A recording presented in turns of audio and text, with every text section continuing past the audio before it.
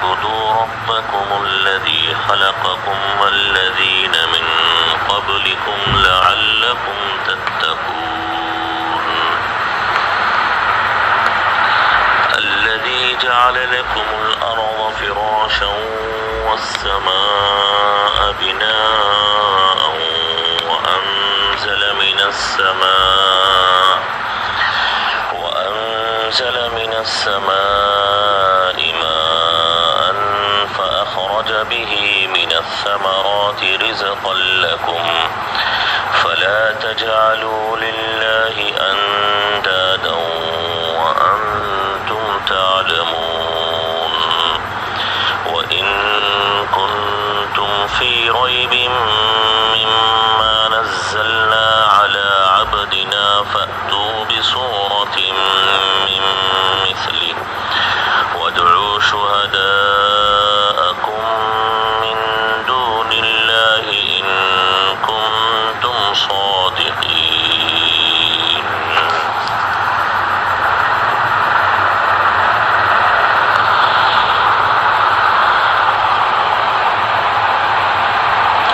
وأنزل من السماء ماء اللہ تبارک و تعالی نے اپنی عبادت کا حکم دیا، اس کے بعد عبادت کرنے اور اللہ کی پرستش کرنے کی وجوہات، اس کی علتیں اور کس وجہ سے اللہ کی عبادت کی جائے، اس کو اللہ تبارک و تعالی ذکر فرما رہے ہیں۔ اور یہ کہا کہ ربکم، وہ تمہارا رب ہے اسی لیے، اور کہا اسی نے تمہارے لیے انتظامات کیے، زمین بچھائی اور آسمان کو اوپر بنایا، تمہارے لیے ہر چیز کا انتظام کیا۔ آگے اب اللہ فرماتے ہیں وَأَنزَلَ مِنَ السَّمَاءِ مَاءً، اور اللہ تبارک اور اسی ذات نے آسمان سے پانی برسایا، آسمان سے پانی اتارا۔ یہاں پر اللہ تبارک و تعالیٰ نے پانی کے برسنے کو آسمان سے ہونے کا ذکر فرمایا ہے، چونکہ قرآن کریم کی آیات ظاہرہ یہی بتاتی ہے کہ نزول مطر جو ہوتا ہے، بارش جو ہوتی ہے، وہ آسمان سے ہوتی ہے۔ اکثر مقامات پر اللہ تبارک و تعالیٰ نے آسمان ہی سے پانی کے اترنے کا ذکر کیا ہے۔ ہر وہ چیز جو اوپر ہو اس کو سما کہا جاتا ہے، کل ما علا، ہر وہ چیز جو اوپر ہو، چونکہ یہ سموون سے مشتق ہے، سما یسمو سموون کے معنی آتے ہیں بلندی کے، تو سما اوپر والی چیز کو کہا جاتا ہے۔ اب وہ اوپر والی چیز بادل ہو یا آسمان ہو، بادل کے اوپر بھی آسمان ہوتا ہے اور اس کے آسمان کے نیچے بادل، لیکن ہے بہرحال یہ دونوں چیزیں اوپر کی جانب، اسی لیے السما سے یا تو سحاب مراد لے لیں اس لیے کہ وہ بھی اوپر کی طرف ہوتا ہے، یا اس سے واقعتاً وہ آسمان مراد لیں جس کو ہم عرف کے اندر آسمان کہتے ہیں، اور السما کہہ کر جیسے عموماً مراد لیا جاتا ہے، لیکن عربی زبان میں لغت کے اعتبار سے سما کے معنی آسمان کے ہی آنا ضروری نہیں ہے، ہر اونچی چیز کے لیے سما کا لفظ استعمال کیا جاتا ہے۔ اسی لیے مفسرین نے بعض ایسے عرب کے استعمالات بھی ذکر فرمائے ہیں جس میں گھر کی چھت کے لیے سما کا لفظ استعمال کیا گیا ہے، کیونکہ گھر کی چھت اوپر ہوتی ہے، اسی لیے اس کے لیے عرب شعراء نے سما کا لفظ استعمال کیا ہے۔ تو اکثر قرآن کریم کے ظاہری آیات یہی بتاتے ہیں کہ بارش آسمان سے ہوتی ہے،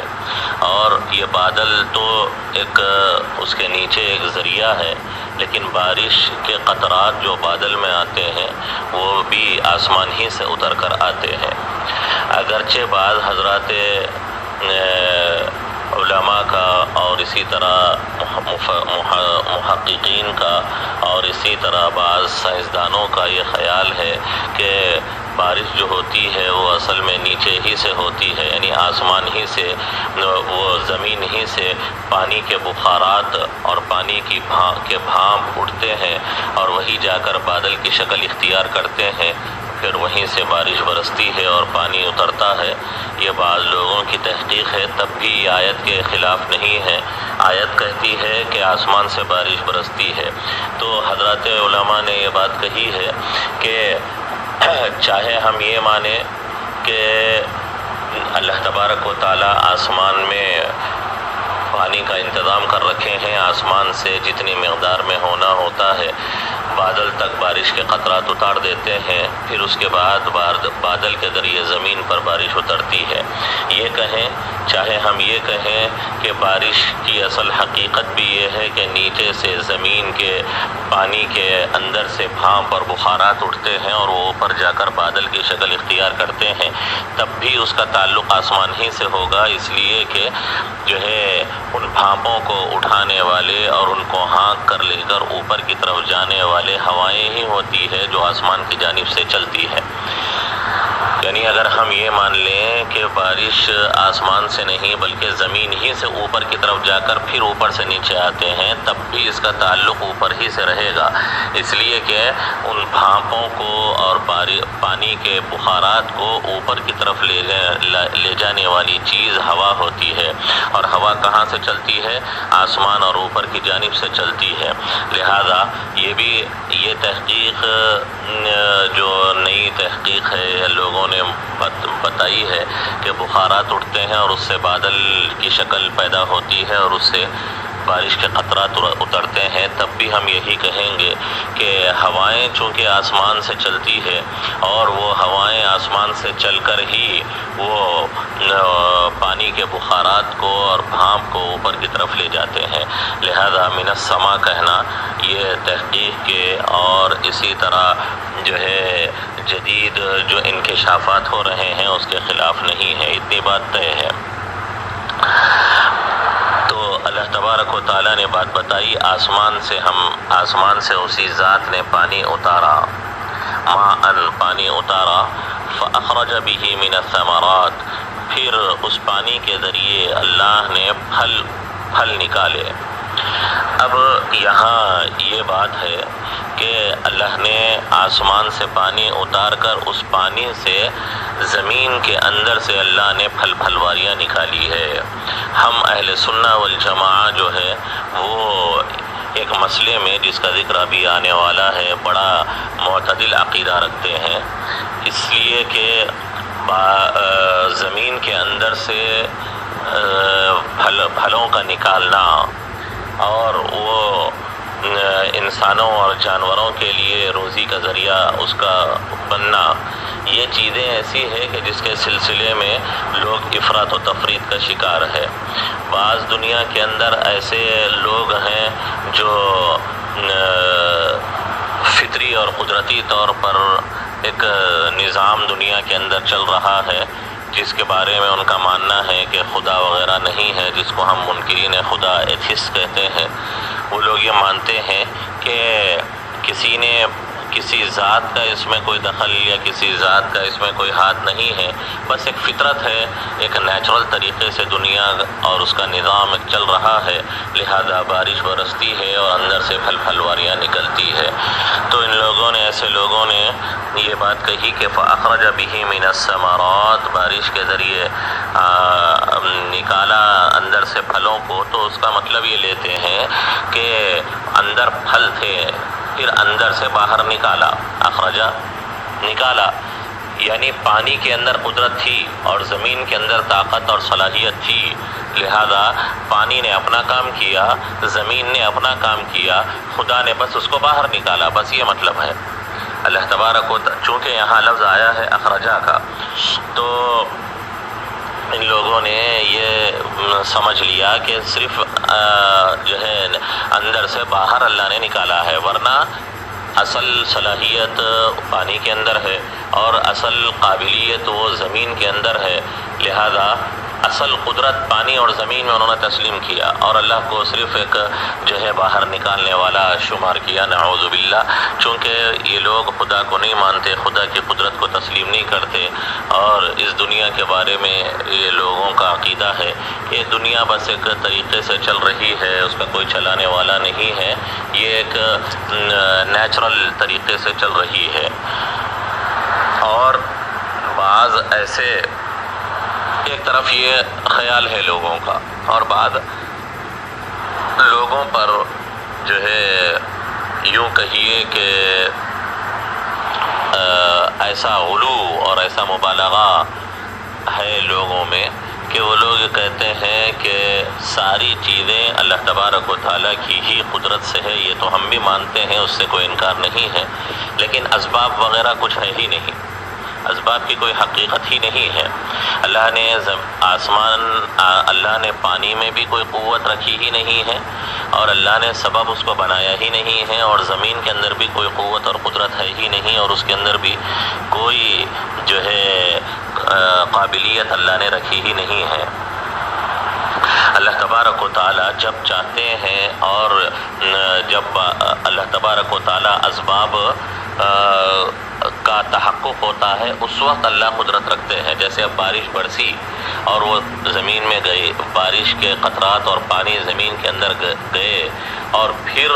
وہاں سے پودے نکلنے لگے، تو اس وقت اللہ اس کے اندر قوت اور قدرت ڈالتے ہیں، ورنہ تو پانی بھی کوئی چیز نہیں ہے اسباب کی دنیا میں، اس میں بھی کوئی صفت اور قابلیت نہیں ہے، اور زمین کے اندر بھی کوئی قابلیت اور قدرت اور کوئی کسی طرح کی سببی دنیا میں بھی کوئی چیز نہیں ہے۔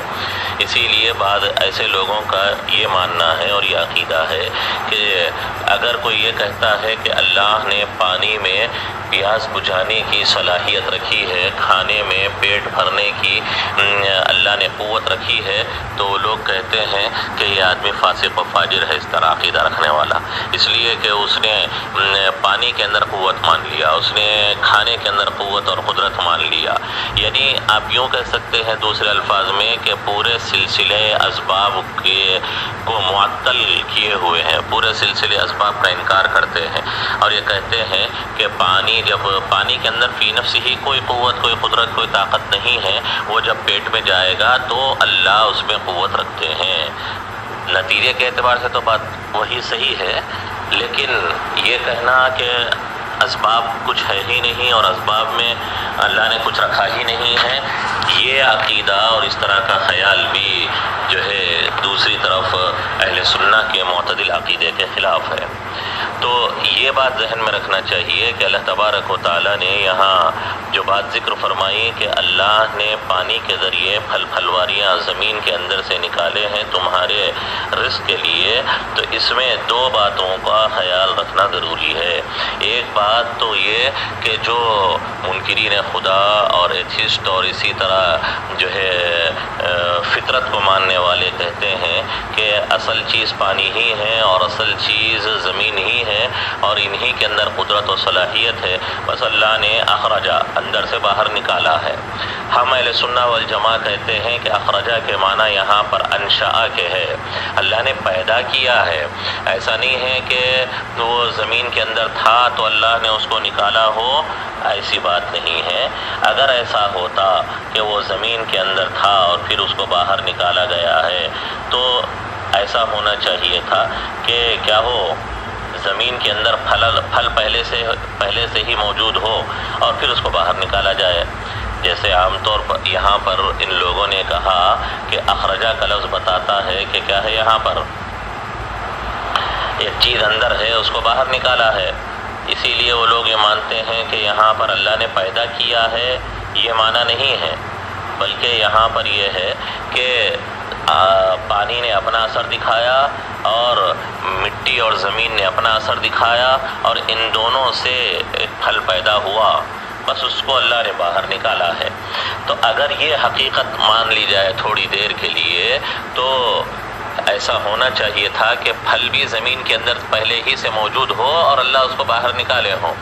ایسا کہیں پر نہیں ہے کہ پودا اور اس کے جو ہے جڑیں جب زمین کے اندر ہوتی ہے تو وہاں پر پھل بھی رکھا ہوا ہو اور صرف زمین کھود کر زمین ہٹا کر پھل کو باہر نکالنا ہو، ایسی کوئی بات کہیں پر بھی دنیا کے اندر موجود نہیں ہے۔ لہذا ان لوگوں کا یہ کہنا کہ اخراج کے معنی صرف یہاں پر منتقل کر دینے اور باہر نکال دینے کے ہے، بس زمین کے اندر سے باہر نکال کر اس کو رکھ دینا ہے، ہرگز ایسا مطلب نہیں ہو سکتا۔ اگر ایسا مطلب ہوتا تو اس کا مطلب یہ نکلے گا کہ زمین کے اندر پھل رکھے ہوئے ہیں پھر، اور آپ جیسا کہہ رہے ہیں کہ یہاں پر وہ صرف منتقل کر دینے کے معنی میں ہے، اخراج اپنے لفظی معنی میں ہے، کسی چیز کو اندر سے باہر نکالنے کے معنی میں ہے جس کو منتقل کرنا کہا جاتا ہے، تو پھر بات یہ ہوگی کہ ایسی صورت میں یہ ماننا پڑے گا کہ پھل زمین کے اندر ہے، اس کے جو ہے وہاں پر رکھے ہوئے ہیں اور اس کو پھر باہر نکالا ہے، ایسی بات نہیں ہے۔ اسی لیے ہم کہتے ہیں کہ یہاں پر اخرجہ کے معنی وہ کیا ہے، انشاء، اوجدہ، ایجاد کرنے کے معنی میں ہے، پیدا کرنے کے معنی میں ہے، خلق کے معنی میں ہے، صرف نقل کہ درخت کے اندر سے پھر اللہ نے صرف منتقل کیا ہے باہر، یہ مراد نہیں ہے۔ خیر بہرحال آپ نے سمجھا ہوگا کہ ایسا نہیں ہے کہ جو عین پھل ہے وہ موجود ہو پہلے سے کس کے اندر، درخت کے اندر۔ اب آم ہے، آم درخت کے اندر رکھا ہوا تھا، آم کی شکل و صورت اس کا عین آم وہ کیا ہو، درخت کے اندر رکھا ہوا ہو اور اللہ نے اس کو باہر نکالا ہو، ایسا ہرگز نہیں ہے۔ تو اگر ایسا ہوتا تو ہم بھی جو ہے درخت کی لکڑی کو چیرتے اور اندر سے آم رکھے ہوئے آم کو نکال لیتے، جیسے ہم فریج میں آم رکھتے ہیں اور باہر نکال لیتے ہیں، ہرگز ایسی بات نہیں ہے۔ اسی لیے اخرجہ یہاں پر جو ہے نقلہ کے معنی میں انتقال کرنے اور ایک چیز کو ایک جگہ سے دوسری جگہ منتقل کرنے کے معنی میں جو لے لیا گیا ہے منکرین خدا کی جانب سے، وہ اپنی جگہ بالکل غلط اور بے معنی ہے۔ اس لیے کہ میں نے بات بتا دی، اگر ایسا ہوتا تو پھل کیا ہونے چاہیے تھے، درخت کے اندر رکھے ہوئے ہونے چاہیے تھے۔ ایک بات ہو گئی۔ دوسری طرف جو بعض لوگوں نے یہ سمجھ لیا کہ اللہ نے پانی میں بھی کوئی قوت نہیں رکھی ہے، اور جو یہ کہتا ہے کہ اللہ نے پانی میں جو ہے قوت رکھی ہے پیاس بجھانے کی، پیٹ میں جو ہے بھوک ختم کرنے کی، تو ایسا شخص فاسق ہے اور اس کا عقیدہ خراب ہے۔ یہ بھی اہل سنہ کے معتدل عقیدے کے خلاف ہے، اس لیے کہ جو ہے اللہ تبارک و تعالیٰ نے دنیا کے اندر ایک اسباب کا نظام بنایا ہے، اور اسباب کا نظام بنا کر اللہ نے اپنے طور پر اپنی حکمت کے مقتضا کے اعتبار سے ہر چیز کے اندر اللہ نے کچھ کچھ قوتیں، کچھ کچھ صلاحیتیں رکھ کر اللہ نے ایک عادت بنا دی ہے دنیا کے اندر، ایک اللہ نے ایک نظام چلا دیا ہے۔ وہ چیزیں جب پیش آتی ہیں تو ان کے اثرات بھی کیا ہوتے ہیں، ظاہر ہوتے رہتے ہیں۔ ایسا نہیں کہ ہر وقت پانی اترے اور پانی اترنے کے بعد وہ زمین میں جائے تو تب اللہ اب نئے سرے سے اس میں صلاحیت رکھتے ہوں اور ایک اب نئی قوت ابھی پیدا کرتے ہوں، ایسا نہیں ہے۔ اللہ نے ایک سلسلہ نظام چلا دیا ہے، اسباب چیزوں کے اندر کچھ کچھ قوتیں، صلاحیتیں، قابلیتیں اور کچھ کچھ چیزیں اللہ نے ان کے اندر ودیعت کر کر اللہ نے ایک عادت بنا دی ہے کہ جب یہ چیز ہوگی، بارش برسے گی اور زمین میں پانی جائے گا تو اس سے جو ہے پھل نکلے گا، یہ ایک اللہ نے عادت بنا دی ہے۔ ہاں اتنی بات ضرور ہے کہ اس میں صلاحیت اللہ ہی نے رکھی ہے، ایسا نہیں ہے کہ جو ہے پہلے سے اللہ نے رکھا نہیں ہے۔ جب بھی بارش برسے گی تب اللہ اس میں قدرت رکھیں گے اور تب اللہ اس میں قوت پیدا کریں گے، ورنہ فی نفس ہی پانی میں اللہ کے رکھنے سے پہلے سے بھی کوئی قدرت نہ ہو، ایسی بات نہیں ہے۔ حضرات علماء اہل سنہ نے قرآن کریم ہی سے بڑا جو ہے لطیف استدلال فرمایا ہے کہ یہ جو بعض امت میں عقیدے کے اعتبار سے ایسی گمراہی کا عقیدہ رکھتے ہیں اور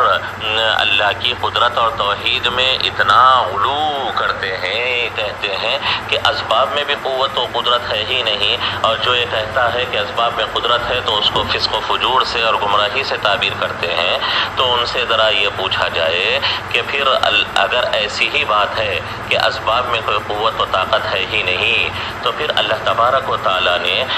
اس آگ کو جو حضرت ابراہیم علی نبینا و علیہ الصلاۃ والسلام کے لیے دہکائی گئی تھی اور اس کو سلگایا گیا تھا، تو اللہ نے کیا فرمایا اس موقع پر؟ اللہ نے قرآن کریم میں ذکر فرمایا یا نار کونی بردا، یا نار کونی بردا وسلاما علی ابراہیم، اے آگ تو ٹھنڈی ہو جا اور تو سلامتی کا ذریعہ بن جا ابراہیم کے حق میں۔ اگر آگ کے اندر جلانے کی قوت اور طاقت بالکل سرے سے ہے ہی نہیں اور تھی ہی نہیں، تو اللہ نے آگ کو کیوں کہا کہ تو ٹھنڈی ہو جا اور تو سلامتی کا ذریعہ بن جا؟ اللہ تو جو ہے بغیر آگ کو خطاب کیے ہوئے ہی، بغیر آگ کو مخاطب کیے ہوئے ہی ڈائریکٹ اس کو بجھا دیتے۔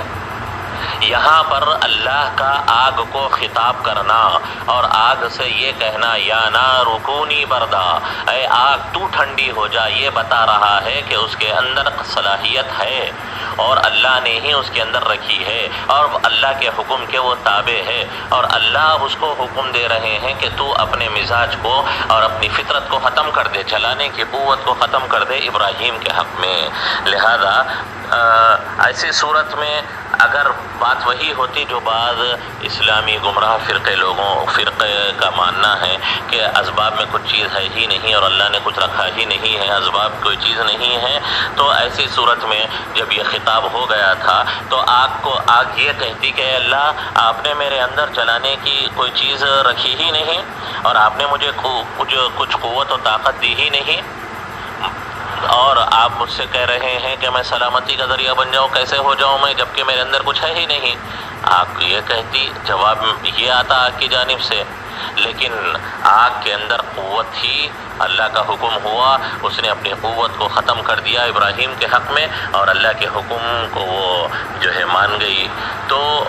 جو ہے یہ کہنا کہ اسباب کچھ نہیں ہے اور اسباب کا یہ نظام بالکل معطل اور بیکار ہے، یہ اس کی کوئی حقیقت نہیں ہے۔ اللہ جو ہے ابھی فی الفور جس وقت بارش اتری، جس وقت آگ جلی، اس وقت اللہ اس میں قدرت، اس میں طاقت رکھتے ہیں یا اس میں سبب رکھتے ہیں، یہ جو ہے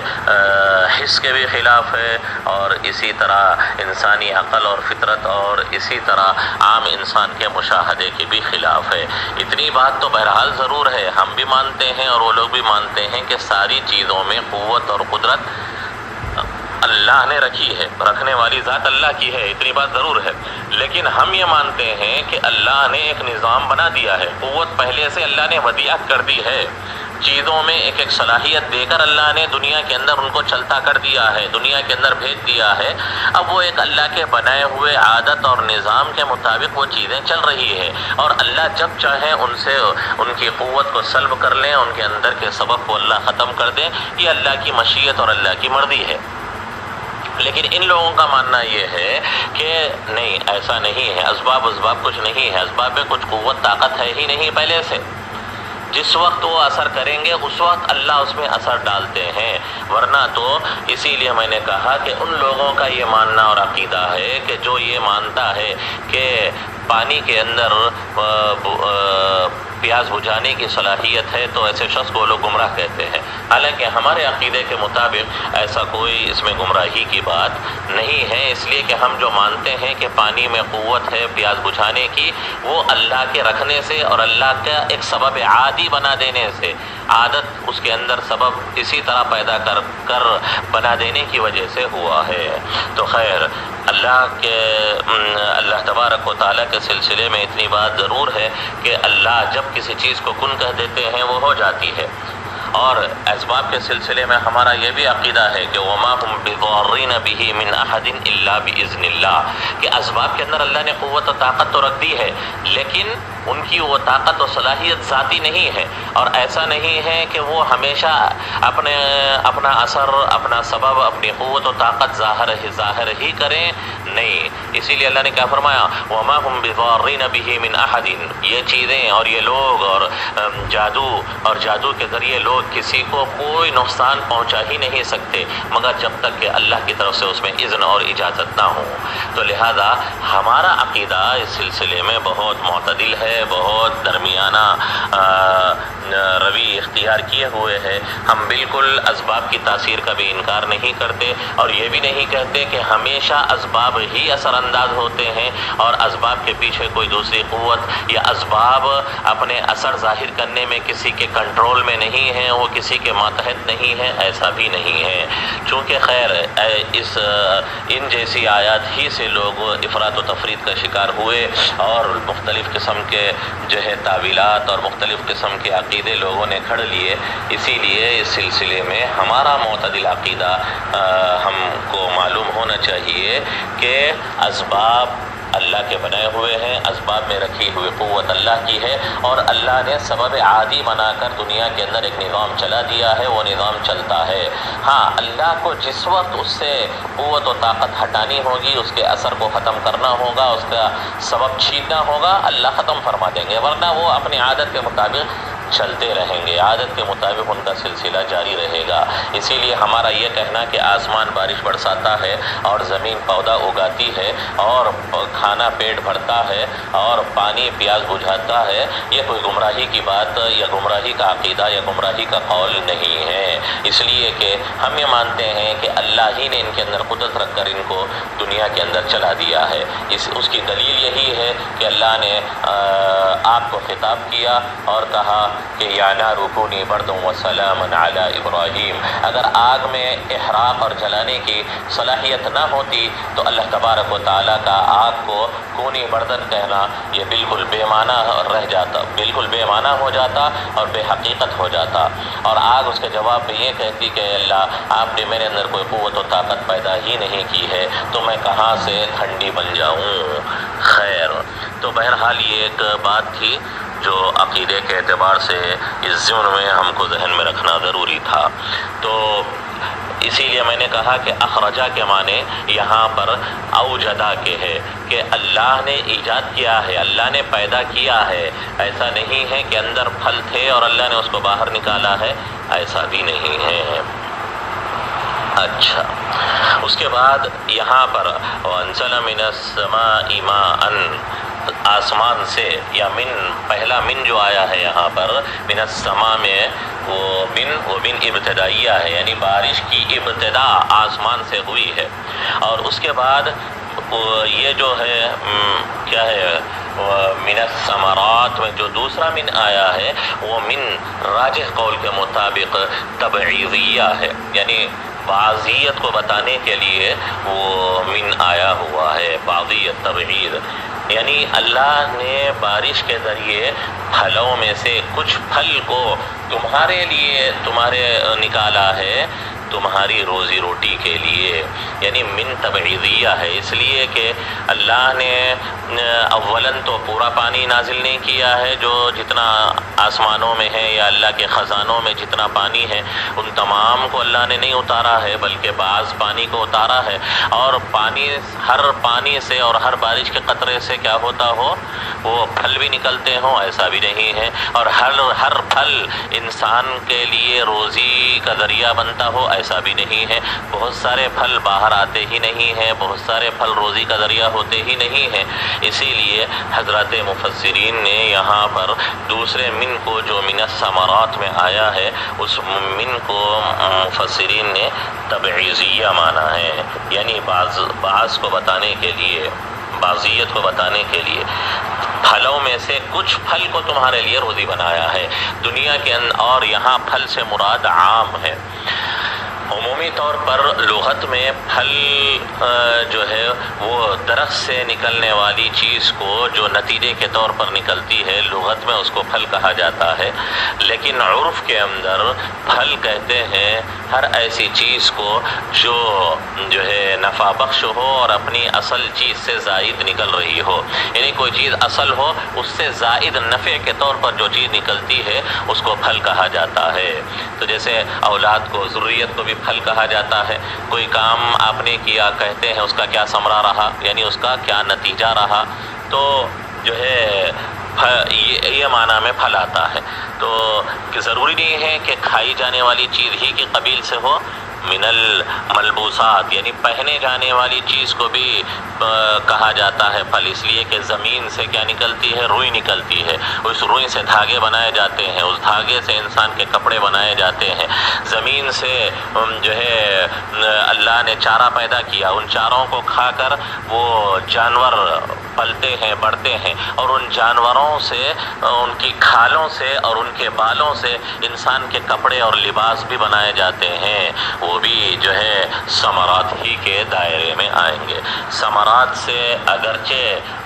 لغت کے اعتبار سے درخت سے نکلنے والی چیز کو کہا جاتا ہے، لیکن میں نے بات بتا دی کہ یہاں پر عموم مراد ہے، صرف کھائی جانے والی چیز ہی نہیں بلکہ مطعومات و ملبوسات، کھائی جانے والی چیزیں بھی اور پہنی جانے والی چیزیں بھی اللہ زمین سے نکالتے ہیں۔ اس کی شکل میں نے بتا دی کہ جو ہے زمین سے ہی نکلنے والے گھاس پھوس کو اور اسی سے نکلنے والے جو ہے پھلوں کو اور دیگر چیزوں کو جانور کھاتے ہیں، اور ان کے اوپر جو کھالیں ہوتی ہے اور ان کے اوپر جو فر اور جو بال ہوتے ہیں وہ انسان کے لباس کا ذریعہ بھی ہوتے ہیں، اور زمین ہی سے کیا نکلتی ہے؟ روئی نکلتی ہے، اور روئی سے دھاگا بنا کر اس سے انسان کا کپڑا بنایا جاتا ہے۔ لہذا تو میں بتا رہا تھا کہ ثمرات سے مراد صرف پھل جو کھائے جاتے ہیں وہی مراد نہیں ہے، عام ہے۔ اللہ نے اس ثمرات سے ملبوسات کو بھی مراد لیا ہے اور مطعومات کو بھی مراد لیا ہے، اس لیے کہ زمین ہی سے اور بارش کے قطرات ہی سے اللہ روئی بھی اگاتے ہیں اور گھاس پھوس بھی اگاتے ہیں، اور جو ہے پھل پھلواریاں بھی اگاتے ہیں۔ گھاس پھوس کھا کر جانور بڑا ہوتا ہے اور پنپتا ہے، اور اس کی چمڑی اور اس کے فر اور اس کے بال انسان کے لباس میں استعمال ہوتے ہیں، اور اسی طرح زمین سے نکلنے والی روئی سے دھاگے بنائے جاتے ہیں اور انسان کے اس سے کپڑے بنائے جاتے ہیں۔ تو خیر یہاں پر من الثمرات، ثمرتن کی جمع ثمرات لائی گئی ہے۔ اللہ نے کئی سارے قسم کے پھل پھلواریاں نکالی ہے۔ ہاں اتنی بات ضرور ہے کہ رزقاً لکم، تمہاری روزی کے لیے کچھ پھل ہے۔ انسان ساری دنیا کے پھل استعمال نہیں کرتا، اور بہت سارے پھل تو ایسے ہوتے ہیں جو نکلتے تو ہیں لیکن توڑے نہیں جاتے جنگلات میں، اور اسی طرح بے شمار مقامات پر بہت سارے پھل ہیں لیکن انسان کی روزی کا ذریعہ نہیں بنتے۔ تو اسی لیے مفسرین نے راجح قول کے مطابق یہ مانا ہے کہ یہاں پر من تبعیضیہ ہے، پھلوں میں سے کچھ پھل کو اللہ نے تمہارے لیے جو ہے روزی کا ذریعہ بنایا ہے، یہ مطلب ہے۔ بعض مفسرین نے یہاں پر ایک سوال اٹھایا ہے اور یہ کہا ہے کہ یہاں پر مقام چونکہ اللہ کی نعمتوں کا اور اللہ کے احسانات کا ذکر کا مقام چل رہا ہے، مقام احسان اور مقام امتنان چل رہا ہے، لہذا یہاں پر ثمرتن کی جو جمع ثمرات لائی گئی ہے یہ جمع قلت ہے۔ یہاں ثمار جمع جو ہے کثرت لانی چاہیے تھی مقام کے اعتبار سے۔ بے شمار پھلوں کو اللہ نے تمہارے لیے پیدا کیا روزی کے طور پر، تو اسی لیے یہاں پر جمع کثرت مناسب تھا۔ ایک سوال حضرات مفسرین نے اٹھایا ہے جو ثمار کی شکل میں آتی ہے یا ثمر کی شکل میں آتی ہے جمع کثرت۔ حضرات مفسرین یہ فرماتے ہیں کہ اصل میں یہاں پر دنیا کے پھلوں کا ذکر ہے، اسی لیے یہاں پر جمع قلت لائی گئی ہے، جو جنت اور آخرت کے پھلوں کے مقابلے میں بالکل تھوڑے ہیں۔ اگرچہ دنیا کے اندر وہ ہزاروں اور لاکھوں کی شکل میں پھل موجود ہے، ان کے اندر بڑی کثرت اور بڑا تنوع ان میں پایا جاتا ہے، لیکن آخرت اور جنت کے پھل کے مقابلے میں بالکل اقل قلیل ہے۔ اسی لیے یہاں پر ظاہری طور پر جمع کثرت لانا چاہیے تھا، وہ اخرج بھی من الثمرات کے بجائے من الثمار لانا چاہیے تھا، لیکن یہاں پر تقابل یا موازنہ ہے آخرت کے پھلوں سے، اسی لیے یہاں پر جمع قلت لائی گئی ہے اور ان کے تھوڑے ہونے کو بتایا گیا ہے۔ تو خیر بہرحال، اور پھر دوسری بات یہ ہے کہ یہاں پر تعزیت ہی کا، تبعید ہی کا سلسلہ چل رہا ہے، اور میں نے آپ کو بات بتا دی دنیا کا ہر پھل انسان کی روزی کا ذریعہ نہیں بنتا، اسی لیے بھی بعض پھل ہی بنتے ہیں، تو اور من بھی تبعیدیہ ہی آیا ہے، اس بعضیت کی مناسبت سے وہ کیا ہونا چاہیے تھا، جمع قلت ہی ہونا چاہیے تھا۔ خیر، من الثمرات رزقا لکم، رزقا لکم تمہاری روزی کے لیے، یہ مفعول لہو ہے، رزقا یہ کیا ہے، اخرجا کا مفعول لہو ہے، یہ اللہ نے کیوں نکالا ہے، پھلوں کو اللہ نے کیوں پیدا کیا ہے، ان کی ایجاد کیوں کی ہے، رزقا لکم تمہاری روزی کے لیے، تم کو رزق دینے کے لیے، تم کو جو ہے رزق پہنچانے کے لیے، تمہارا انتظام کرنے کے لیے اللہ نے کیا ہے۔ یہاں تک اللہ تبارک و تعالیٰ نے اپنے احسانات اور اعبدو کی تعلیل اور وجہ بتائی کہ تم کیوں عبادت کرو اللہ کی، یہ وجہ سے اللہ کی عبادت کرنا تم کو ہے۔ اب اس کے بعد اللہ تبارک و تعالیٰ فرماتے ہیں فَلَا تَجْعَلُوا لِلَّهِ أَنْدَادًا، لہذا جب وہ تمہارا رب ہے، اس نے تمہاری ہر چیز کا انتظام کیا ہے اور تمہارے لیے ہر چیز کا بندوبست کیا ہے، تم اس کی عبادت کرو، فَلَا تَجْعَلُوا لِلَّهِ أَنْدَادًا، اور اس کے ساتھ کسی کو اس کا ہمسر مت ٹھہراؤ، کسی کو اس کا برابر اور اس کا مد مقابل مت بناؤ۔ یہاں پر فَلَا تَجْعَلُوا میں فا جو آیا ہے، بعض حضرات مفسرین تو یہ مانتے ہیں کہ یہ فا عاطفہ ہے، عطف کے لیے آیا ہے، اعبدو پر اس کا عطف ہے، تم اللہ کی عبادت، تم اس اپنے رب کی عبادت کرو اور اس کے ساتھ اللہ کے ساتھ کسی کو شریک مت ٹھہراؤ، تو یہ کیا ہوگا، فا عاطفہ کہلائے گا، جس کا عطف اعبدو پر ہو رہا ہے۔ تو یہاں پر ایک سوال آتا ہے کہ بھئی اوپر آیا تھا اعبدوا ربکم، اور جب پھر اس کا عطف ہو رہا ہے فا کے ذریعے، تو فلا تجعلوا للہ انداد آیا ہے، فلا تجعلوا للرب بھی نہیں لایا گیا ہے، جیسے اعبدوا ربکم معطوف علیہ میں ربکم آیا ہے، اعبدوا ربکم، تو لہذا معطوف میں بھی اس طرح آنا چاہیے تھا، فلا تجعلوا للہ کے بجائے للرب، رب کے لیے تم کیا مت بناؤ، جیسے ربکم عبادت کرو رب کی، تو ایسے ہی فلا تجعلوا للرب اندادا ہونا چاہیے تھا معطوف کے اندر بھی، تاکہ مطابقت رہے معطوف والے اور معطوف میں، لیکن رب کے بجائے یہاں پر اللہ کا جو تعارفی اور اللہ کا جو عالمی نام ہے، اللہ کے لیے مختص جو اسم ہے، متعین ہے، اس کو یہاں پر ذکر کیا گیا ہے۔ تو حضرات مفسرین نے بڑا نقطہ اور اللہ کے کلام کی بڑی باریکی اور لطافت کو اور اللہ کے کلام کی نزاکت کو سمجھایا ہے، اور یہ بتایا ہے کہ چونکہ بندہ ابتدا میں اللہ تبارک و تعالیٰ کی شناخت و معرفت حاصل نہیں کرتا، وہ تو جو ہے بندہ احسان کے تابع ہوتا ہے، بندہ ان چیزوں کو دیکھتا ہے جو انسان کے سامنے ہے۔ ابتدائی طور پہ اول مرحلے میں، اول وہلے میں انسان کو خدا کی شناخت اور اللہ کی معرفت حاصل نہیں ہوتی، وہ اللہ کون ہے اس کو نہیں جانتا، وہ تو کیا کرتا ہے، وہ پہلے جانتا ہے کس کو کہ مجھے کس نے پیدا کیا اور کس کے میں احسانات کے بوجھ تلے زندگی گزار رہا ہوں، یہ مراحل ہے۔ اسی لیے شروع میں اللہ کا تعارف نہیں کرایا گیا، رب کا تعارف کرایا گیا، شروع میں محسن اعظم کا تعارف کرایا گیا، شروع میں منعم اعظم کا تعارف کرایا گیا، تم پر احسان کرنے والا، تم پر انعام کرنے والا، تم کو یہ چیز دینے والا، تم کو ان چیزوں سے جو ہے متمتع کرنے والا، یہ ہے فلاں ہے فلاں ہے۔ جب ایک حد تک اللہ تبارک و تعالیٰ کا تعارف ہو گیا اور اللہ تبارک و یعنی رب کا تعارف ہو گیا اور خدا کا تعارف ہو گیا، تو اس کے بعد پھر اللہ تبارک و تعالیٰ کی شناسائی اور اللہ کی معرفت اور اللہ تبارک و تعالیٰ کی انسان کو پہچان ہوئی، جس کو اللہ اور جس کو خدا کہا جاتا ہے۔ تو لہذا انسان کو معرفت الہی اور توحید کا جو اصل مقام ہے وہاں تک پہنچنے کے لیے کچھ سٹیپس ہوتے ہیں، وہاں تک انسان اول مرحلے میں پہنچ نہیں پاتا، تو اس کے لیے جو درجات تھے، اس کے لیے جو مقامات تھے، جو اسٹیپس تھے، دھیرے دھیرے درجہ بدرجہ وہاں تک انسان کو لایا گیا۔ اب جب یہ چیزیں انسان کے سامنے آ گئی تو اب اس کو اللہ کی شناخت ہوگی اور اللہ کی پہچان ہوگی اور اللہ کی معرفت ہوگی۔ اسی لیے یہاں پر اللہ کا جو عالمی نام ہے، اور اس مقام تک پہنچنے کے بعد انسان کو اب خدا کی معرفت ہو جانی چاہیے اور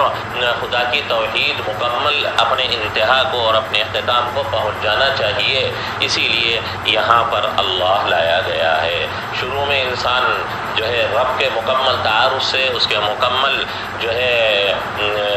معرفت سے واقف نہیں تھا، اسی لیے رب لایا گیا تاکہ انسان پہچانے تربیت کے ذریعے، انسان کے اوپر ہونے والے احسانات کے ذریعے۔ جب یہ مرحلہ طے کرے گا، ان کے ذریعے وہ آگے بڑھے گا، تو پھر دھیرے دھیرے انسان کو اس ذات خداوندی کی معرفت اور شناسائی ہوگی۔ اب جب شناسائی ہوئی تو اس کے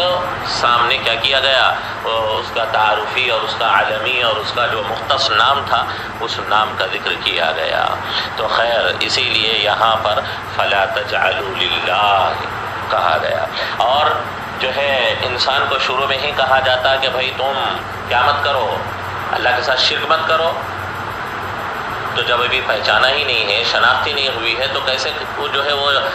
شرک سے بچے گا؟ اسی لیے پہلے اس کو ساری چیزیں بتائی گئی، اور بتا دینے کے بعد اب یہ کہا گیا کہ جب تم کو ان تمام چیزوں کا علم ہو چکا کہ تمہارا خالق کون ہے، تمہارا رازق کون ہے، تمہارا پالنہار کون ہے، تمہاری ہر چیز کا منتظم اعلیٰ کون ہے، سب چیزیں بتا دی گئی، اور اب اس کو معرفت ہو گئی کہ اس کو، اس ذات کو اللہ کہا جاتا ہے، وہی خدائی کا مستحق ہے، اور وہی اس بات کا مستحق ہے کہ صرف اور صرف اسی کی عبادت کی جائے، اس کے علاوہ اس کے ساتھ کسی کو شریک نہ کیا جائے۔ اسی لیے اللہ نے آگے کیا فرمایا؟ وَأَنْتُمْ تَعْلَمُونَ فَلَا تَجْعَلُوا لِلَّهِ أَنْدَادًا وَأَنْتُمْ تَعْلَمُونَ۔ جبکہ تم جانتے ہو، ہر چیز سے واقف ہو، تم علم و نظر والے ہو، تم علم و معرفت والے ہو چکے ہو، اب ایسی صورت میں تم کیا مت کرو، اللہ کے ساتھ کسی کو شریک مت ٹھہراؤ۔ اگر شروع میں ہی کہا جاتا کہ تم اللہ کے ساتھ کسی کو شریک مت کرو، تو سوال پیدا ہوتا کیوں شریک نہ کریں، کیا وجہ ہے؟ تو اسی لیے یہ جو ترتیب ہے اللہ کے کلام کی ہے، اس میں بڑی جو ہے تدریج ہے، بڑی اس میں حکمت کے ساتھ بندوں کو آگے لے جایا گیا ہے۔ پہلے مکمل دلائل دیے گئے، عبادت کرنے کی وجوہات بتا دی گئی، کس وجہ سے کرنا چاہیے، ہر چیز کو درجہ بدرجہ لے جانے کے بعد اللہ نے اب وہاں پر حکم کو مرتب کیا ہے کہ جب وہ ذات ایسی عظیم ہے اور اس حیثیت اور مقام کی وہ ذات ہے، تو اب وہی عبادت کے مستحق، ایسی عبادت کی مستحق ہے کہ صرف اور صرف اسی کی عبادت کی جائے، عبادت میں اس کے ساتھ کسی اور کو شریک نہ کیا جائے، اس لیے کہ تم کو علم ہو چکا ہے، وَأَنْتُمْ تَعْلَمُونَ، تم کو علم ہو چکا ہے کس چیز کا، شرک نہ کرنے کا، تنہا اسی کی عبادت کرنے کا۔ اسی لیے وہ ترتیب میں فَلَا تَجْعَلُوا لِلَّهِ أَنْدَادًا وَأَنْتُمْ تَعْلَمُونَ کو بعد میں لایا گیا، اور پہلے رب لایا گیا، اور بعد میں اللہ کا علم اور اللہ لفظ اللہ لایا گیا، اور شناخت ہونے کے بعد انسان کو کہا گیا کہ کیا ہے؟ فَلَا تَجْعَلُوا لِلَّهِ أَنْدَادًا۔ تو خیر، میں نے کہی تھی بات کہ بعض حضرات مفسرین نے فا کو کیا مانا ہے، فا کو عاطفہ مانا ہے، تو وہ بات ہوگی جو آپ کے سامنے بات ذکر کی گئی۔ بعض حضرات مفسرین نے فا کو عاطفہ نہیں مانا ہے، بلکہ فا کو سببیہ مانا ہے، جس کو ہم فا جزائیہ بھی کہتے ہیں، جس کو ہم کیا کہتے ہیں؟ فا جزائیہ بھی کہتے ہیں، اس کو بعض حضرات مفسرین سببیہ بھی کہتے ہیں۔ تو فا بعض حضرات مفسرین کے قول کے مطابق وہ سببیہ اور جزائیہ ہے۔ سببیہ اور جزائیہ کا مطلب یہ ہوتا ہے کہ اس سے پہلے چاہے لفظوں میں شرط یا معنی شرط گزرا ہو، اس کے بعد سبب اور جزا بتائی گئی ہو، یا لفظوں میں اس سے پہلے کیا نہ گزرے ہو، شرط اور معنی شرط اس سے پہلے گزرا نہ ہو، ہر دو صورت کے اندر وہ فائے سببیہ لایا جاتا ہے۔ جیسے عمومی طور پر آپ کہتے ہیں کہ ان لقیتہ فاکرم، اگر ان لقیت زیدن فاکرم ہو، اگر تمہاری ملاقات زید سے ہو جائے تو تم اس کا اکرام کرو، اس کی تعظیم کرو، اس کا احترام کرو۔ یہاں پر فا سببیہ اور جزائیہ ہے، اس لیے کہ اس سے پہلے کیا آیا ہے؟ وہ شرط یا معنی شرط کلمہ شرط اس سے پہلے آیا ہے، اور بسا اوقات ایسا ہوتا ہے کہ فا سببیہ ہوتا ہے لیکن ماقبل میں شرط کا کوئی لفظ عبارت میں نہیں ہوتا، لیکن وہاں معنوی طور پر کیا ہوتا ہے، شرط کا معنی ہوتا ہے۔ جیسے عربی میں کہتے ہیں زید فاضل فاکرمہ، زید بڑا فضیلت والا، بڑا فاضل، بڑا فائق، بڑا اونچا آدمی ہے، فاکرم ہو، لہذا اسی وجہ سے کہ زید بڑا فاضل ہے، زید بڑی فضیلت والا ہے، ذو فضائل جمع ہے، لہذا فاکرم ہو، اس کا اکرام کرو۔ تو اب دیکھیے زید فاضل، یہاں پر نہ کوئی کلمہ شرط آیا ہے، نہ کوئی شرط کا جملہ یا کوئی کلام آیا ہے، لیکن اس کے بعد فا لایا گیا ہے۔ یہ تو ہم نے استعمال سے بتایا۔ قرآن کریم کے اندر بھی ہم غور کرتے ہیں تو اس طرح کی بات ہم کو ملتی ہے۔ قرآن کریم میں اللہ نے ایک مقام پر یہ بات ذکر فرمائی ہے کہ شیطان نے اللہ سے کہا تھا انا خیر من، میں آدم سے بڑا اونچا ہوں، بڑا افضل ہوں، بڑا بہتر ہوں، خلقتنی من نار و خلقتہ من طین، آپ نے مجھے آگ سے پیدا کیا اور آدم کو مٹی سے پیدا کیا۔ یہ مکالمہ چل رہا تھا، اللہ نے اس کے بعد فرمایا قال فاخرج منہا، اللہ نے کیا فرمایا، فاخرج منہا، یہاں سے تم نکل جاؤ۔ تو یہاں دیکھیے فا لایا گیا، فاخرج منہا، جنت سے، اور یہاں اوپر سے تم نکل جاؤ اور اتر جاؤ۔ تو یہ فا کیا ہے یہاں پر، وہی سببیہ ہے، اگرچہ ماقبل میں لفظوں میں کلمہ شرط نہ گزرا ہو لیکن معنی وہاں پر شرط کا ہے۔ یعنی بات یہ ہے کہ جو ہے جب تمہارا یہی خیال ہے اذا کان عندک ھذا الکبر، یہ تکبر اور یہ بڑائی تمہارے نزدیک اگر ہے تو فخرج، تو تم یہاں سے نکل جاؤ، یہ معنی ہے۔ اب جب اس اللہ کا حکم اس کو ملا فخرج، تو اس نے کیا کہا، ربی فانذرنی، ربی انذرنی نہیں کہا اے اللہ مجھے مہلت دیجیے، انذرنی نہیں، بلکہ اس نے کیا کہا فانذرنی، قال ربی فانذرنی، اے اس کا مطلب کیا ہے، فا سببیہ اور فا سبب کے لیے ہے، ماقبل بھی ایک چیز ہے، یعنی اس کا مطلب وہاں پر مفسرین مقدر یہ معنی ہے کہ ان کنت لعنتنی واخرجتنی، اے اللہ جب آپ نے مجھے نکال ہی دیا ہے اور مجھے دھتکار ہی دیا ہے، ملعون کر ہی دیا ہے، فانذرنی، تو اب مجھے آپ مہلت دیجیے۔ تو یہ فا سببیہ اور فا جزائیہ کا مطلب ہوتا ہے کہ فا سببیہ اور جزائیہ سے پہلے شرط کا کلمہ آتا ہے لفظوں میں اور کبھی لفظوں میں نہیں آتا، لیکن معنی وہاں پر شرط کا ہوتا ہے۔ تو جہاں پر کلمہ شرط ہوتا ہے وہ تو آپ جانتے ہیں، اول کے درجے کی کتابوں سے آپ حضرات پڑھتے چلے آ رہے ہیں کہ پہلے کوئی جو ہے شرطیہ جملہ آتا ہے، اس کے بعد فا جزائیہ آتا ہے، سببیہ آتا ہے، یہ تو مشہور ہے۔ لیکن جہاں پر ایسا ہو کہ لفظوں میں کہیں پر شرط کا اور کلمہ ان وغیرہ یا اذا کا لفظ نہ آ رہا ہو، کلام کے ظاہر میں شرط کا معنی اور کلام الفاظ نہ آ رہے ہوں، لیکن معنوی طور پر شرط کے معنی وہاں مرعی اور ملحوظ ہوتے ہیں، ان کا لحاظ وہاں پر ہوتا ہے۔ جیسے میں نے آپ کو مثال دی ایک عام محاورے سے، زید فاضل فاکرمہ، زید بڑا فضیلت والا آدمی ہے لہذا تم اس کا اکرام کرو۔ تو اب یہاں پر معنوی طور پر شرط کے معنی ہے، یعنی اگر تم زید کو بڑی فضیلت والا آدمی سمجھتے ہو اور وہ ہے حقیقت میں، تو تم اس کا اکرام کرو، یہ مطلب ہے۔ جیسے قرآن سے بھی میں نے مثال دی کہ فخرج منہا اللہ نے کہا ہے، جبکہ اس سے پہلے اذا یا ان وغیرہ کچھ نہیں آیا ہے، تو وہاں پر تقدیر عبارت یہی ہوگی کہ جب تمہارے نزدیک یہ بڑائی اور خیال ہے، اذا کان عندک ھذا الکبر فخرج من، اس کے بعد ربی فانذرنی اس نے کہا، یعنی اذا کنت لعنتنی واخرجتنی، جب آپ نے مجھے نکال ہی دیا ہے، دھتکار ہی دیا ہے، مجھے ملعون بنا ہی دیا ہے، تو کیا کریے، مجھے مہلت دیجیے، امہلنی فامہلنی، یہ مطلب ہے۔ تو اب یہاں پر فلا تجعلوا للہ اندادا، تو تم کیا مت کرو، اللہ کے ساتھ کسی کو شریک مت ٹھہراؤ. تو اب یہ سبب اور جزا کے لیے ہے. تو اس سے پہلے کیا معنی یہاں پر آیا ہے جو شرط کا معنی ہوتا ہے یہاں پر؟ تو حضرات علماء نے یہ بات کہی ہے کہ یہ جو لعلکم تتقون آیا ہے اور آپ کو معلوم ہے کہ لعل تمنی اور ترجی کے لیے ہے. تو حضرات مفسرین نے یہاں پر تقدیر عبارت یہ نکالی ہے کہ ان تتقو، اگر تم جہنم کی آگ سے بچنا چاہو، ان تتقو فلا تجعلوا للہ اندادا، یعنی ہم اس کو عبدو کے اوپر عطف نہ مانیں. تو یہ ساری باتیں ہیں. ایک صاف سی بات تو ترکیبی اعتبار سے میں نے بتا دی کہ فا عاطفہ ہے اور عبدو پر اس کا عطف ہے، بات پوری ہو گئی. بعض حضرات مفسرین نے فا کو عاطفہ نہیں مانا ہے بلکہ فا کو کیا مانا ہے؟ سببیہ مانا ہے. تو اب اس کا تعلق کس سے ہوگا اور یہ کس کا معنوی طور پر کس کی یہ جزا بنے گی؟ تو حضرات مفسرین نے جو لعل کا معنی ہے وہاں پر اس سے کیا نکالا ہے؟ اس سے اس کا جوڑ مانا ہے اور یہ کہا ہے کہ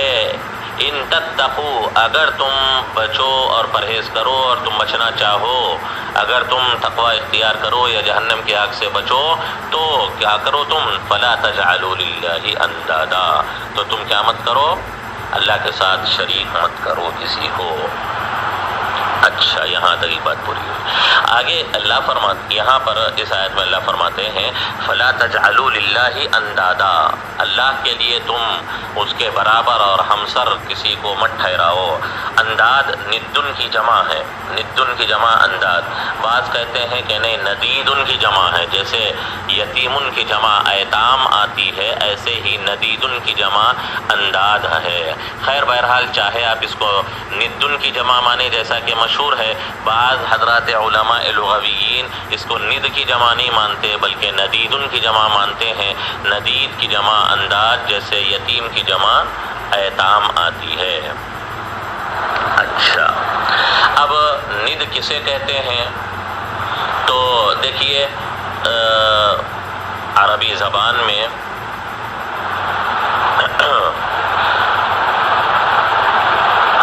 ندن کے معنی عربی میں ند البعیر کہتے ہیں کہ اونٹ بدک کر بھاگ گیا. اونٹ یعنی جو اونٹ یا کوئی جانور جب انسان کو دیکھ کر بدکتا ہے اور توحش کا، وحشت کا شکار ہوتا ہے تو جو بھاگ کھڑا ہوتا ہے، تو اس کے لیے عربی زبان میں ند البعیر کہا جاتا ہے کہ اونٹ جو ہے وہ بدک کر بھاگ کھڑا ہوا. تو جب وہ بھاگتا ہے تو ایک دوری اختیار کر لیتا ہے، مخالفت جیسی شکل ہو جاتی ہے. تو اسی لیے ایسا مثل اور ایسا مماثل اور ایسا شریک جو کسی اور کے بالکل مخالفت میں ہو، مد مقابل میں ہو، اس کے لیے بھی ندن کا لفظ ند البعیر سے مشتق مانا جاتا ہے. اس لیے کہ جب بدکتا ہے تو وہ اس کی قربت اختیار نہیں کرتا، اس سے دوری اختیار کر کر بھاگ جاتا ہے، اس کا مخالف بن جاتا ہے. تو اسی طرح ند کو مخالف کے معنی میں جو برابری کرنے کے لیے آتا ہے لیکن برابری ہو نہیں سکتی، لیکن مخالفت اور دونوں میں اختلاف اور منازعت اور مقاومت کی جو شکل ہوتی ہے، اس کے لیے ندہ کے معنی استعمال کیا جاتا ہے. تو ندہ کے معنی یا ندن کے معنی ہے ایسا مثل اور ایسا برابر کا جن کے درمیان کیا ہو، کوئی ایک چیز ہے، اس کے برابر کی ایک چیز ہے، بس ظاہری طور پر وہ برابری چل رہی ہے لیکن حقیقت میں کوئی وہاں پر برابری نہیں ہے. ظاہری طور پر دونوں میں وہ برابر سمجھ کر دونوں کو مثل مان لیا گیا ہے. اسی لیے بعض مفسرین نے ند اور انداد کو امثال سے بھی تعبیر کیا ہے، مثل یعنی اس جیسا. لیکن اس جیسا صرف مان لیے جانے میں، ذات میں مماثلت تسلیم کر لیے جانے میں ند ہے، وہ صرف برابر کا ہے. حقیقت میں دونوں میں کوئی مماثلت نہیں ہے بلکہ دونوں میں کیا ہے، مخالفت، منازعت ہے. اسی لیے وہ ندہ سے مانا گیا ہے، اس لیے کہ مخالفت ہی کی وجہ سے کیا ہوتا ہے، وہ اونٹ یا جانور بھاگ کھڑا ہوتا ہے اس معنی کی مناسبت سے. خیر، اب یہاں وہ بات بڑی تفصیلی اور لمبی ہو جائے گی کہ مشرکین کو یہ کہا گیا ہے کہ تم اللہ کے ساتھ شریک مت ٹھہراؤ. تو اللہ کے ساتھ تو یہ لوگ کسی کو بتوں کو شریک نہیں ٹھہراتے تھے، وہ تو صرف شفعاؤنا عند اللہ کہتے تھے، اللہ کا برابر اور ہمسر تو نہیں ٹھہراتے تھے. لیکن مشرکین کا ان بتوں کو خدا کہنا اور ان کے ساتھ خدا کے ساتھ جیسا معاملہ کیا جاتا ہے اس طرح کا معاملہ کرنا، یہ جو ہے اس درجے میں اتار دیا گیا. اگرچہ مشرکین نے اپنی زبان سے کبھی کسی بت کو یہ نہیں کہا تھا کہ تو خدا کا برابر کا ہے، خدا کو اللہ ہی مانتے تھے. باقی یہ جتنے معبودان ارضیہ ہے، جتنے یہ معبودان باطلہ ہے، ان کو وہ لوگ شفعاؤنا عند اللہ کہا کرتے تھے کہ یہ اللہ تک ہم کو پہنچانے والے ہیں. لیکن اس کے باوجود اللہ تبارک و تعالیٰ نے یہاں پر ان کو اس درجے میں اتارا ہے کہ ان کا گویا عقیدہ ہی ہے، اس لیے کہ ان کا عمل کیا تھا؟ ان کا عمل یہ تھا کہ ان کی پرستش اور ان کی عظمت اور ان کے سلسلے میں عقیدت ایسے رکھتے تھے جیسے خدا کے ساتھ ہونا چاہیے. اگرچہ لفظوں سے نہ کہتے ہوں کہ یہ خدا کے برابر ہے، لیکن عمل کے اعتبار سے، عقیدے کے اعتبار سے ان کو خدا کا سہیم و شریک، ان کو خدا کا مد مقابل اور مماثل مانتے تھے. اسی لیے اللہ تبارک و تعالیٰ نے یہاں پر ند سے یہ تعبیر کیا اور یہ کہا کہ تم اللہ کے برابر ان کو مت ٹھہراؤ، اس لیے کہ عمل کے اعتبار سے لوگ برابر ہی ٹھہرایا کرتے تھے، جبکہ یہ کیا ہے، برابر بننے کے قابل ہے ہی نہیں. اسی لیے مفسرین نے مانا ہے کہ یہاں پر اللہ تبارک و تعالیٰ تحکماً کہہ رہے ہیں ان کو برابر. اسی لیے میں نے کہا تھا آپ سے کہ ند صرف ظاہری مماثلت کو کہا جاتا ہے، حقیقت میں وہاں کوئی مماثلت اور مساوات اور برابری ہوتی ہی نہیں ہے. کیا یہ معبودان باطلہ اور معبودان ارضیہ اللہ کے برابر ہو سکتے ہیں؟ نعوذ باللہ، ہو ہی نہیں سکتے. تو پھر اللہ ان کو ند اور برابر اور اپنا مد مقابل کیوں بتا رہے ہیں؟ فلا تجعلوا للہ اندادا کیوں کہہ رہے ہیں؟ تو مفسرین نے یہی مانا ہے کہ یہ تحکماً اللہ نے کہا ہے، یعنی مذاق اڑانے کے لیے. جیسے کسی بزدل کو کہتے ہیں ارے تم تو بڑے شیر آدمی ہو. کسی بزدل کو، کسی ڈرپوک کو، کسی کمزور کو شیر سے تعبیر کر دیا جاتا ہے. کوئی مخالف معنی کسی کو، کوئی مخالف لفظ کہہ کر کسی کو کیا کیا جاتا ہے، چھیڑا جاتا ہے، اس کا مذاق اڑایا جاتا ہے، جس کو تحکم کہتے ہیں. یہ تحکماً اللہ تبارک و تعالیٰ نے ان کو کیا کہا ہے، اللہ کے برابر یا مد مقابل یا مثل کہا ہے، ورنہ حقیقت میں یہ لوگ مثل اور مماثل ہے ہی نہیں. یہ کہا، یہ تحکماً کہا ہے، جیسے کسی کمزور اور بزدل کو تحکماً شیر کہہ دیا جاتا ہے. فَاهْدُوهُمْ إِلَى صِرَاطِ الْجَحِيمِ، ان کو جہنم کا راستہ بتا دو. تو دیکھیے ہدایت کا لفظ آیا ہے جو عام طور پر خیر اور نیکی اور جنت کے راستے کے لیے استعمال ہوتا ہے، لیکن یہاں جہنم کے راستے کے لیے ہدایت کا لفظ لایا گیا ہے. فَاهْدُوهُمْ، یہ تحکماً ہی لایا گیا ہے. خیر بہرحال مذاق کو اڑانے کے لیے مخالف معنی، مخالف لفظ، جیسے کسی بخیل کو سخی کہہ دیا جاتا ہے. جیسے ہم کسی کو مذاق اڑانے کے لیے، کسی کا جو ہے ٹھٹا کرنے کے لیے، کسی کو ہاتھوں ہاتھ لینے کے لیے جو آدمی کیا ہوتا ہے وہ بخیل اور کنجوس ہوتا ہے، اس کو کہتے ہیں تم تو بڑے سخی آدمی ہو، اس طرح یہ کہہ دیا جاتا ہے. اور کسی جو ہے بے وقوف اور پاگل کو کہہ دیا تم تو بڑے عقل مند ہو، تم تو بڑے دانش مند ہو. کسی جاہل کو عالم کہہ دیا جاتا ہے، کسی چھوٹے کو بڑا کہہ دیا جاتا ہے، کسی کمزور کو بہادر کہہ دیا جاتا ہے. یہ سب تحکماً ہوتا ہے. تو ایسے ہی انداداً یہ تحکماً کہا گیا ہے. اور اس میں تحکم میں مزید اللہ نے مبالغہ کیا ہے کہ وہ ذات اللہ کی ایسی ہے کہ اس کے ساتھ ایک خدا بھی اس کے ساتھ ٹھہرایا نہیں جا سکتا. تمہاری مقام، تمہاری حالت اور تمہاری حیثیت یہ ہے کہ تم اس کے ساتھ کئی لوگوں کو اور کئی چیزوں کو اللہ کے برابر ٹھہرا رہے ہو. تو اس میں تحکم اور زیادہ ہے. جس کا ایک مد مقابل نہیں ہو سکتا، تمہارا حال اس قابل ہے کہ تمہاری ہنسی اڑائی جائے کہ تم اس کے ساتھ کئی سارے اس کے ہمسر بنا رہے ہو. اسی لیے فرمایا فَلَا تَجْعَلُوا لِلَّهِ أَنْدَادًا، چونکہ واقعتاً فی الواقع اور حقیقت حال میں وہ لوگ کئی خدا مانتے تھے، اسی لیے انداد بھی کہا گیا ہے. خیر، فلا تجعلوا للہ اندادا وانتم تعلمون، جب کہ تم جانتے بھی ہو،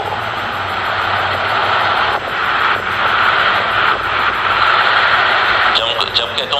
تم کو ہر چیز کا علم بھی ہے، جبکہ تم کو ہر چیز معلوم بھی ہے، اس کے باوجود تم اللہ کے ساتھ شریک ٹھہراتے ہو، ایسا ہرگز مت کرو۔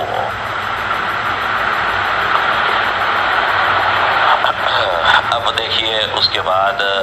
یہاں تک توحید کا مضمون پورا ہوا۔ اس کے بعد اللہ تبارک و تعالیٰ بالترتیب رسالت کا اور نبی کی نبوت اور رسالت کی تصدیق و تسلیم کرنے کا مضمون آگے اللہ ذکر فرما رہے ہیں۔ یہ اللہ کے کلام کے جو ہے ترتیب ہے، بڑے عمدہ انداز سے انسانوں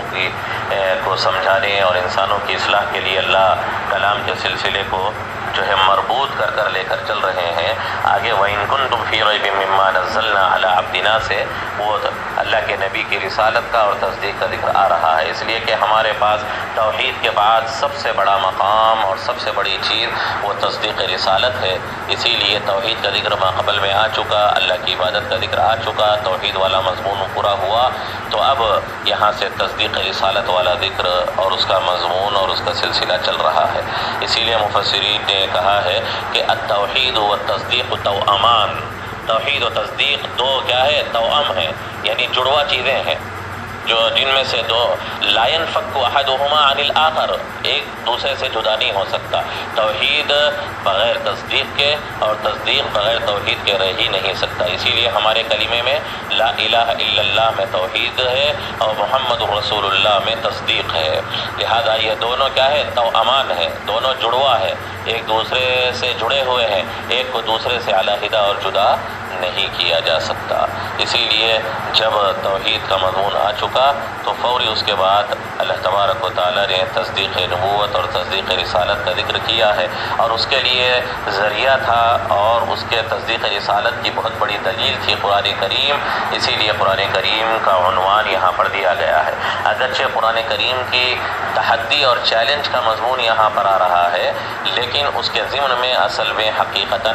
نبی پاک صلی اللہ علیہ وسلم کی رسالت ہی کو ثابت کرنا اور نبی پاک صلی اللہ علیہ وسلم کی رسالت کے برحق ہونے ہی کو بتانا یہاں پر اصل جو ہے مقصود ہے۔ اب وہ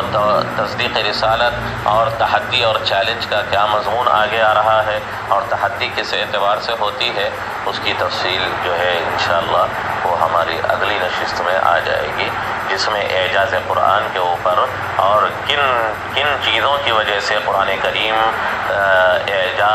معجزہ اور قرآن میں اعجاز ہوتا ہے، اس کے اوپر تفصیلی بات انشاءاللہ ہمارے اگلے اتوار کے درس تفسیر میں آ جائے گی انشاءاللہ۔